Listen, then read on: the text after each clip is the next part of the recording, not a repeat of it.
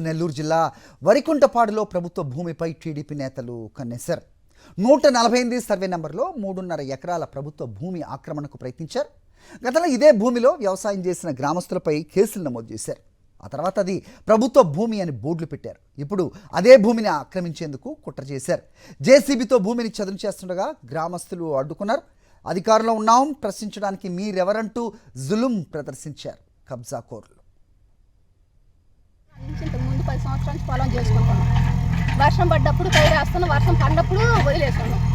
ఇవాళ తెలుగుదేశం పార్టీ వచ్చిందని మాది పొలం అన్నట్టు వీళ్ళు వచ్చి పొలంలో దిగి చేస్తుండ్రు. పొలం చాలా డబ్బులు ఖర్చు పెట్టుండం మేము. అందువల్ల మేము ఎంఆర్ఓ చెప్తున్నాం, పొలం ఇదివరకు చెప్పినప్పుడు ఇది ప్రభుత్వం గవర్నమెంట్ పొలం అని వచ్చి బోర్డు బాసిపోయింది.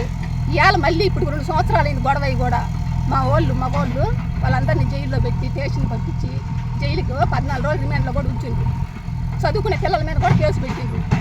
మళ్ళీ ఇవాళ రేపు ఆగస్టు 15కి 2 సంవత్సరాలు గొడవ జరిగి మళ్ళీ ఇప్పుడు వచ్చి తెలుగుదేశం ప్రభుత్వం మాది అన్నట్టు వచ్చి దిగి మళ్ళీ ఇప్పుడు ఇలా దిగి పని చేస్తుంటాం. మాకైతే న్యాయం జరగదు. మేము చాలా పని చేసి ఉన్నాం, ఇంట్లో డబ్బులు కూడా చాలా ఖర్చు పెట్టుకొని ఉన్నాం. ఇది పెరికిచ్చి కూడా 2-3 ఏళ్ళు చాలా రోజులు అయింది. ఆపేసిండ్రు గవర్నమెంట్ పొలం అని, మళ్ళీ ఆపేసి మళ్ళీ ఇవాళ దున్నుతుండ్రు. మేమైతే సైలెంట్గా ఉన్నాం, మేమైతే గమ్ముగానే ఉన్నాం. మరిన్ని అప్డేట్స్ కోసం ఛానల్ను సబ్స్క్రైబ్ చేయండి. నోటిఫికేషన్స్ కోసం బెల్ ఐకాన్ పై క్లిక్ చేయండి.